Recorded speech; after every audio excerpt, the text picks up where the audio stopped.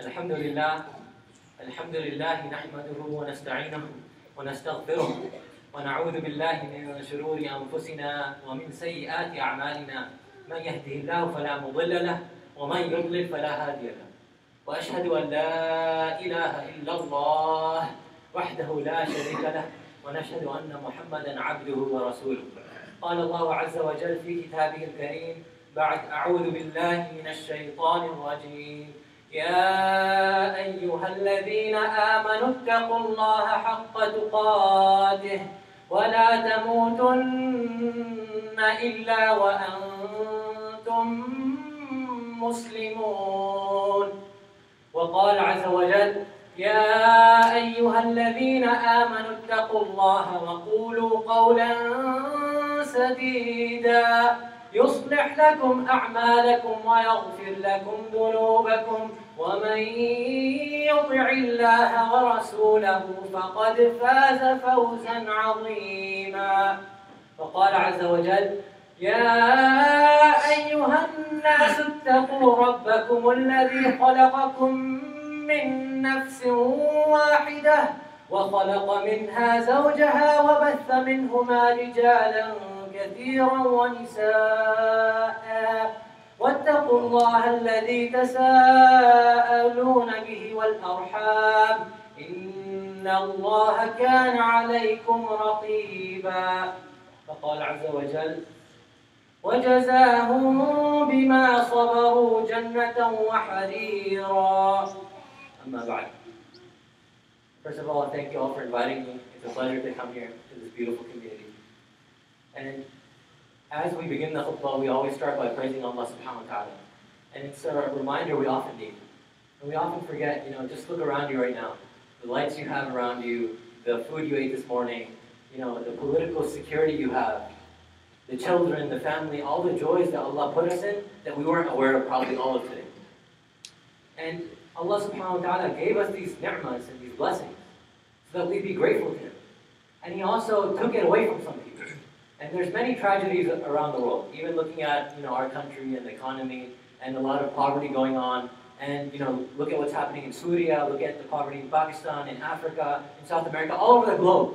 There's all these tragedies and so much poverty that we often tend to forget because it's not affecting us directly. But Allah subhanahu wa ta'ala, He gave us this life as a test. So whether we're in good times, life is still a test. Whether we're in bad times, life is still a test. So when Allah gives us something, it's a responsibility.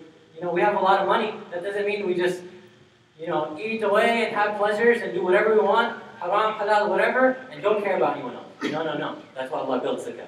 That's why Allah built sadaqah. That's why Allah built all these things in the deen, so that we become responsible. And if we're poor and we're afflicted with tribulations, family problems or poverty or anything else for that matter, Allah subhanahu wa ta'ala teaches us, and the Prophet teaches us, that we need to be grateful to Allah and never lose hope in Allah. Because this life is just a few minutes. We're going to wake up in Yawm al-Qiyamah and we're going to see it all. And people are going to ask, how long do you live on this planet? We're amazed by people who live 120 years, 130 years. That's like a fairy tale for us. But once you go there, even people who live 1,000 years, they're going to say, we only live there a part of the day or the part of a night. That's what this whole life was, subhanAllah. Now, one thing that I was very curious of, since I was young until now, was me asking myself, how did the most righteous, how did the Sahaba, how did the great people in our history, how did they act during good times and bad times? And one quality that I noticed with all of them, including our Prophet sallallahu alaihi wasallam, is that they were givers. Regardless of whether they were in hard times or easy times, they were always givers. If they didn't have money, the least they could give is a smile, right? Because we know a sadaqah, the Prophet taught us, is removing something from the road, is doing any reform, anything to help someone else, even as simple as a smile. And to emphasize this, first I want to give an example of the Prophet ﷺ, and then we can take some stories. The Prophet ﷺ, when Salman al-Farsi first came, he was a non-Muslim at the time. One of his tests to the Prophet ﷺ to see if he's really a prophet was to see if he was generous. And obviously the Prophet passed that test. And he was a giver, so much so that people would say that Muhammad ﷺ gives without any fear of poverty. It's like someone asked him for this much money and he'll just give. And then someone else will ask and he'll just give. And then, we know the story of the Yahud and the other person who shook the collar of the Prophet. Everyone else, all the Sahaba, think about it. You're standing there and your Nabi is being violated. Yet he says, give him his money. And they see the character. They were givers. Now, just to give you an example of how the Prophet ﷺ not only did it himself, but emphasized and taught this to us and to the Sahaba. There's one Sahabi, a very rich Sahabi, a millionaire Sahabi. His name was Abdul Rahman ibn Auf. What was his name? Abdul Rahman ibn Auf. Now this Sahabi, he's one of the 10 promised Jannah. Can you imagine that honor? In your lifetime, the Prophet ﷺ saying to you, you by name, Abdul Rahman ibn Auf, you are going to Jannah. There's no doubt about it. He said that to him. But he also said in another narration, and at another time, he said, when I went to Isra al-Mi'raj, I saw you and you were crawling to Jannah. And when he said this, the Prophet, Abdul Rahman ibn Auf started crying. Crying. And then he asked, Ya Rasulullah, how can I walk? He doesn't just want to crawl to Jannah. He doesn't just want a guarantee of Jannah. He wants to run to Jannah. He wants to go to Jannah al-Firdaus al-A'la, the highest level in Jannah. He wants to have VIP treatment. So the Prophet said, give more to this rich Sahabi. Now, just to show you how much he took it to heart, there's this beautiful story that, inshallah, will touch our hearts today. Where Abdul Rahman ibn Auf, so he's a rich Sahabi, but not everyone knows his high status or how much riches he has because of the way he lives.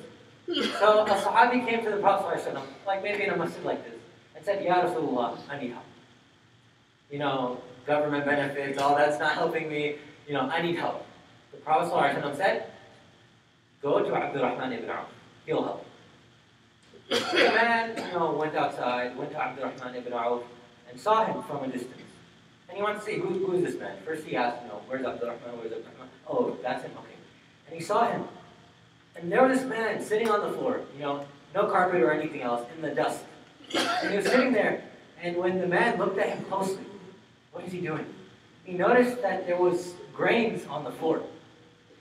And so Abdul Rahman ibn Auf, sitting there, like a peasant, was picking them up and wiping it with his cloth, and then putting it in a jar to save to eat for later. The man saw this. He was shocked. He was like, who did the Prophet send me to? This man needs more help than me. So he was too shy to walk to Abdul Rahman ibn Auf. Like, think about, a homeless guy on the streets, wearing ragged clothes and, looking for food, and then you're going to go ask him for money? No, you're too shy. He went back to the Prophet and said, Ya Rasulullah, I saw this, send me to someone else. The Prophet said, no, go to Abdul Rahman ibn Auf. Now again, hesitantly, he's like, obviously the Prophet has wisdom, I'll listen to him. He goes again, and once again, he stands maybe a near distance, and Abdul Rahman ibn Auf is there. Now he's not picking up grains. Now what is he doing? Now Abdul Rahman ibn Auf, he saw him doing something with his feet. And once he went closer, he saw Abdul Rahman ibn Auf had a needle and a string, and he was fixing his own shoe. Now here's a homeless, beggar, coming for money. Even he never fixed his own shoe. Shoes are cheap back then. Easily buy it, He's not going to fix his own shoe like that. Once again, he was too shy to go again. So he went back to the Prophet ﷺ. He's like, Ya Rasulullah, and this time he mentioned in the narration that he needs more help than I do. And the Prophet ﷺ said, no, go back to Abdul Rahman ibn Auf. And this time he said it with more, just do it and ask him. Did you ask him? No, you didn't? Go and ask him. So this third time, he got the courage. With this shyness, he went and he said, Ya Abdul Rahman ibn Auf. He finally faced him and said, the Prophet ﷺ told me to ask you for help. So can you help me? And Abdul Rahman ibn Auf says, yes. Look at him, looking like a poor person, doing all these things. And he says, go to such and such a place, and over there, I own a whole herd of camels, which means like a fleet of cars, right? And pick any single camel you want, and it's yours. The man was shocked. A man picking up food from the floor and fixing his own shoe. How many of us pick up floor from the food? In high school we have the 5-second rule. If it's not 5 seconds, then throw it away. Or shoes. When's the last time we fixed our own shoe? We don't do that. And now he's saying, I have a whole fleet of cars, pick any one you want. So obviously the man, he didn't second guess. He's like, all right, he's giving me this. MashaAllah, he's blessed and humble too. But he didn't know what was coming to him. He goes, and the camel was there. So he picked a really nice camel, maybe a 2 hump, maybe 1 hump, the narration doesn't say, right? Gets it, mashallah. Maybe a Ferrari camel or a Mercedes camel, we don't know. But once he got it, he would walk to the right, and all the other herd of camels, if you ever been to camels, they start following him. Then he goes to the left, all the herd of camels, they start following him. What is he going to do? There's no fence there. So he leaves the camel there for now, and he goes back to Abdurrahman ibn Auf. He says, Ya Abdurrahman, I tried to pick the camel like you told me. Thank you so much for giving me this gift. But once I would go there, all your other hundreds of camels, they would start following around. And Abdurrahman ibn Auf, now look at this. Without thinking another thought, without thinking a second thought, he said, no worries, all of it is yours. Allahu Akbar, Allahu Akbar. Can you imagine? This person hears that. And it wasn't like, here's, right, we're signing these documents and, announcing the community, I'm the biggest donor here. No, no, no. All of it's yours, and he was just busy doing his thing. And the man started crying. And the man started crying, and he started asking, why are you doing this? I don't need all of it, Someone who's homeless, he just wants a meal, let alone a car, let alone, fleet of cars. And Abdurrahman ibn Auf, he taught us a lesson, one that he learned from the Prophet ﷺ. He says, we work hard for this dunya, and in the same way, we spend it easily for the sake of Allah subhanahu wa ta'ala. Is that someone living the message, or is that someone just saying, he's living? Now, one thing that the Quran does, Allah subhanahu wa ta'ala's words to us and to all humanity, is that it gives us the right mindset that we can live by. How come Abdurrahman ibn Auf took it so lightly? How come he valued the dunya as so little and worked for the akhirah? Allah subhanahu wa ta'ala gives us such an example in the Quran. A very beautiful passage about people who were feeding other people. And this is in Surah Al-Insan. Some other names are Surah Al-Dahr, where Allah subhanahu wa ta'ala says, بَعْدْ أَعُوذُ بِاللَّهِ مِنَ الشَّيْطَانِ الرَّجِيمِ وَيُطْعِمُونَ الطَّعَامَ عَلَى حُبِّهِ مِسْكِينًا وَيَتِيمًا وَأَسِيرًا. And these people, first Allah subhanahu wa ta'ala sets the stage and He humbles us earlier in the surah, where He reminds us that we're just made of dirty small water. We think we're all big and great? No, no, no.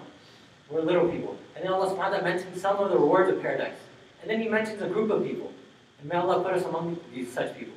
Who they feed the poor, ala hubbi, from what they love themselves. Meaning the connotation here, and some mufassirin commented, where they needed the food. They were hungry themselves, yet someone else would ask them and they would keep giving. And this wasn't a one-time thing. They would keep doing that. They need the things, but they would keep going on. Ala hubbi. Miskina wa yatima wa asira. To the poor, to the orphan, to those captives in need. Whether with financial need, war need, or any other thing. Right? And then Allah continues. What these people say. Once they're giving, they're not saying, once again, say Allahu Akbar, everyone, announce it to the community. They're saying to the people, almost as if they're crying. They're saying, إِنَّمَا نُطْعِمُكُمْ لِوَجْهِ اللَّهِ إِنَّمَا نُطْعِمُكُمْ لِوَجْهِ اللَّهِ لَا نُرِيدُ مِنكُمْ جَزَاءً وَلَا شُكُورًا. Where they're saying, we are feeding you إِنَّمَا نُطْعِمُكُمْ لِوَجْهِ اللَّهِ, for the countenance of Allah. And wajh literally means the face of Allah. Meaning they're not even saying, إِنَّمَا نُطْعِمُكُمْ لِمَرْضَاتِ اللَّهِ, just so Allah is pleased. They're saying, for example, I'll give you an example. If I want to apply for $1 million job, and I don't have any credentials, or I want to apply to Harvard, and I don't have any credentials for it, when I apply, I'll be happy if the dean of admissions, or the boss in the company, that's hiring, if he just looks at me, if he just turns his face towards me. That's what these people are saying. We're feeding you just so Allah subhanahu wa ta'ala, glances at us.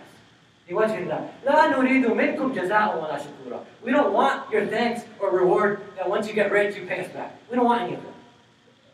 Then they continue. إِنَّا نَخَافُ مِنْ رَبِّنَا يَوْمًا عَبُوسًا قَمْطَرِيرًا.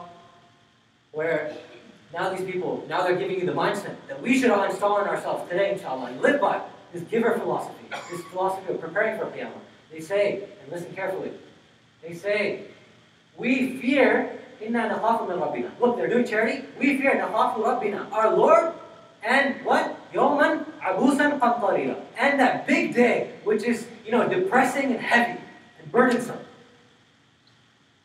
So, their drive for charity isn't so they make their name big, so people know about them. Their drive for charity is so that they have a good standing with their Lord, Allah subhanahu wa ta'ala.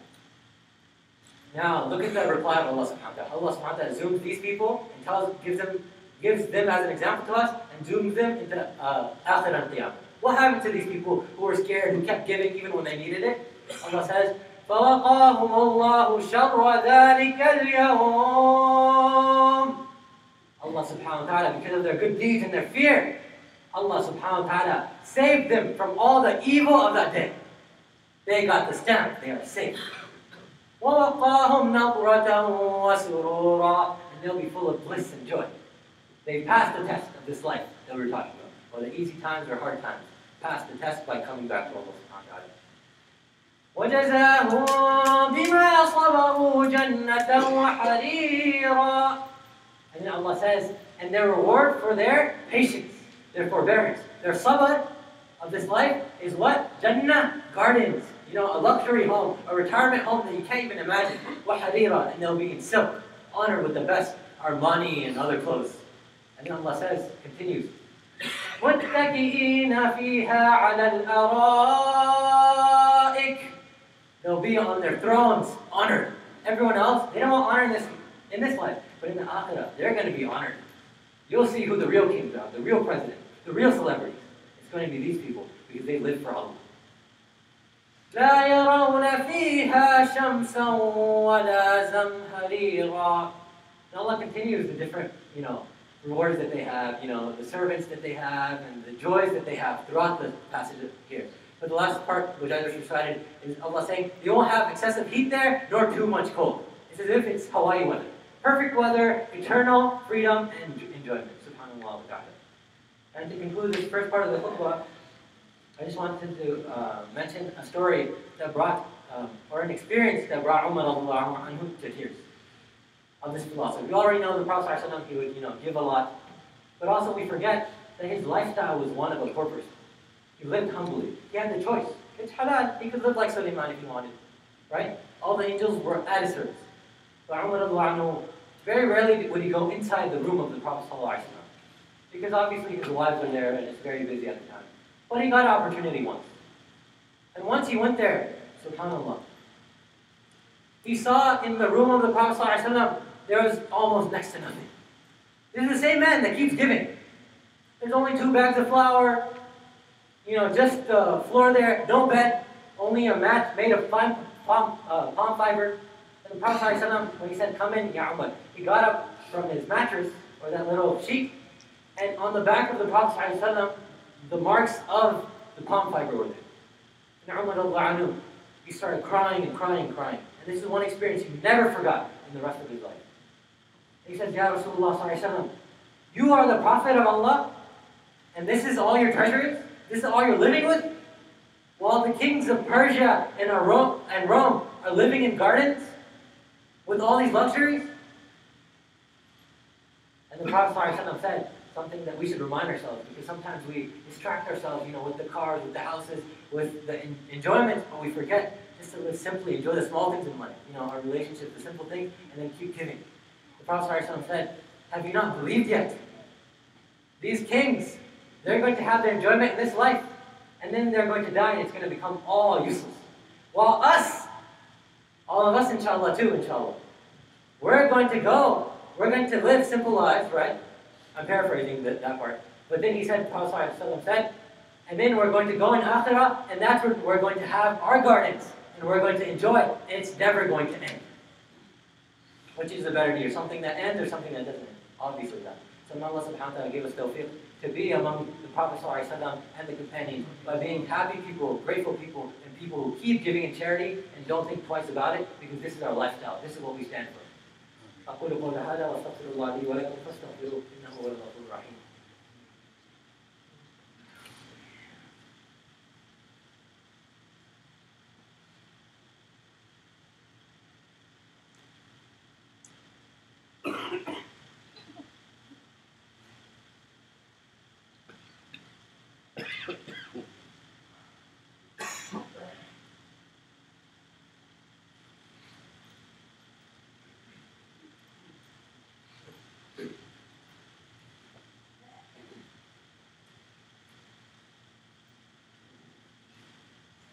Alhamdulillah Rabbil Alameen. Wassalatu wassalamu ala Rasulih al-Kareem. Amma ba'd. One thing about poverty is, if we live in luxury, even if we spend a week, in the situation of the kids of Syria, even if we spent a small week with the situation of a boy living in Pakistan, digging in the garbage cans for food, even if we spent a week of that woman in Brazil that goes and cooks her meal from the garbage reserves. If we spent 1 week, that would be enough for us to do tawbah for the rest of our life. I guarantee you. Because then we'll really come to our humanity. And you feel this even when you go to Hajj, where, what are we humans? All we're there, all coming together and coming back to Allah subhanahu wa ta'ala. We have to humble ourselves at times. And once a man came to the Prophet ﷺ and he said, my heart feels hard. What should I do? And you expect the Prophet ﷺ will say, do dhikr, that's awakening of the heart, read Quran, that's also a shifa for the heart. But to this man specifically, he says, go adopt an orphan. That's what's going to heal your heart. Because once we see people less fortunate, someone who's never had a mother or father, then you'll open your heart. And another hadith in Sahih Muslim, where the Prophet ﷺ, it's a hadith Qudsi, mentions that Allah subhanahu wa ta'ala will talk to a person and he'll say, rhetorically of course, Allah will say, I was hungry and you didn't feed me.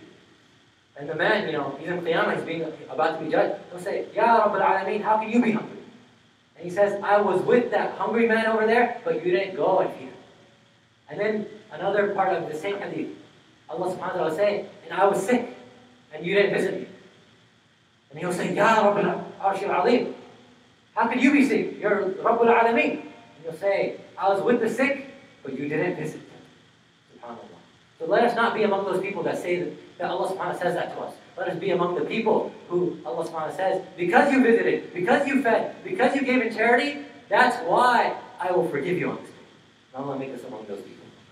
Another beautiful hadith, the Prophet ﷺ said in Sahih Bukhari, he says that Yawm al-Qiyamah will not happen until you want to give in charity, but you won't find a single person to give it to. Meaning the Prophet ﷺ is saying that world poverty will end then. But then he continues. So it's an optimistic thing there, and the Prophet ﷺ, his prophecies come true obviously. But then after that he says, and none of you will escape the experience where you will meet Allah subhanahu wa ta'ala one-on-one. And the Prophet ﷺ said, there will be no translators on that day. One-on-one you'll talk to Allah, right? And then he says, sallallahu alaihi wasallam, scaring us. He says, and when you look on the right, you'll see hellfire. And when you look on the left, you'll see hellfire. Meaning what? It's a very dangerous meeting. We want to protect ourselves. But then the Prophet ﷺ said, very famously, of course, he said, فَلْيَتَّقِيَنَّ أَحَدُكُمُ النَّارِ أَوْ بِشِقَّ تَمْرَةٍ. And all of you should, protect yourself from the hellfire with charity. Then he says, he adds to it, أَوْ بِشِقَّ تَمْرَةٍ. If you can't do that, then with half a date. And if you can't do that, أَوْ بِكَلِمَةٍ طَيِّبَةٍ. Then with a good word.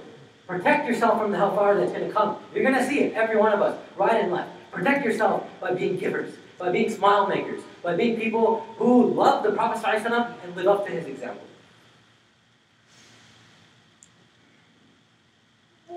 Charity is something which is a purifier. It comes out of love. Charity isn't something you're forced to do. When you love someone, you're going to help them out. When you love humanity, when you love your Muslim brothers and sisters, you're going to help them out. And sometimes you see the non-Muslim, you see the Christian non-prophets and others, they understood the message more than us at times. That's why even Allah subhanahu wa ta'ala says, Ya ayyuhalladhina amanu kunu ansarullah. Be helpers of Allah, kama qala Isa ibn Maryam. Just like Isa alayhi salam and his disciples became helpers of Allah. Allah gave us that example to remind us that we need to be people who serve humanity. And if you want to know how, some of us maybe from the Arab world, from the Indo-Pakistan world, from Indonesia, other places, how did Islam go from Bedouin tribes all the way to the rest of the world? How did it happen? It was because these people had character. They were givers. They gave people education about what true Islam is and what Allah really wants. They gave people money and assistance without wanting thanks or reward from them. And they gave people love and friendship so that they wanted to come to Islam. And that's how all these countries became Muslim. And that's how we have to do da'wah in this country, inshallah. Now, one thing that Muhammad Yunus, the founder of Grameen Bank, and who got a good Muslim who got a Nobel Prize for his work on trying to end world poverty. He said something interesting. He said, once poverty is gone, we'll need to build museums to display its horror to future generations. And there's someone who, I don't know if you know, he created the microloans whereby he's helping millions of people, especially in Bangladesh, to empower themselves so that they can come out of poverty, which is a noble effort, which inshallah Allah accepts all of his deeds, inshallah. But he said this and it was very fascinating and very scary because we're now in a movement where people literally are thinking about how to end world poverty, where there will be no more world poverty. And what's interesting, I mentioned the hadith of Bi Shaqi Tamra, even if you have to give half a date, right? One thing interesting about Bukhari Sharif is that Imam Bukhari, when he would make the titles of the hadith, he would always think in mind of putting a unique title that someone didn't think of before, so that we get a new lesson from it. If I was to title that hadith chapter, I'd probably say, give in charity so you don't go to hell. But Imam Bukhari, he titled this one chapter, when I was preparing for the khutbah, I laughed when I read this. He said, give in charity before there comes a time where you can't give in charity. And so he's reminding us that the Prophet ﷺ promised, just like he promised Istanbul would become Muslim. Obviously it's Muslim now. He promised, Bedouins will compete for big scrapers in the sky. What's happening with all these burjas in Dubai and Saudi Arabia and elsewhere? And he promised us world poverty will end. But we have to work towards this goal and help people. And never forget, in conclusion, that with the poverty and helping people, we have to have the iman there. If we don't have the tawheed there of la ilaha illallah, then all our actions will be habitat a'malim. They'll become useless. And that's why one man, he was famous for charity. His name was Hatim al-Tai. And his son, he came to the Prophet ﷺ and asked him, this father of mine, the story goes, he found a big cave with a lot of gold and a lot of jewels. So the rest of his life he spent in generosity. And even today, Arab, they mention, the generosity of Hatim. But not once in his life did he thank Allah subhanahu wa ta'ala. And so the Prophet ﷺ said, because of that, because shirk is such a huge thing, you're lying to Allah and to the whole universe. All of his deeds were in worse. So may Allah protect us from that. Put the iman there, always work for Allah subhanahu wa ta'ala, and then give and give and give till the end of your life. So that other people see you and Allah sees you, and they are proud of you, inshallah ta'ala. And so that we together go back to Jannah, inshallah ta'ala, meeting Allah subhanahu wa ta'ala, meeting our Prophet sallallahu as he gives us water from the Hawd, from Al-Kawthar, and we drink from it, and then all our worries will be gone, and we'll enter Jannah with all of our hardships in the past gone, inshallah ta'ala. With that, إن الله وملائكته يصلون على النبي يا أيها الذين آمنوا صلوا عليه وسلموا تسليما اللهم صل على محمد وعلى آل محمد وبارك وسلم عباد الله إن الله يأمر بالعدل والإحسان وإيتاء ذي القربى وينهى عن الفحشاء والمنكر والبغي يعظكم لعلكم تذكرون فاذكروني أذكركم واشكروا لي ولا تكفرون ولا ذكر الله أكبر وأقيموا الصلاة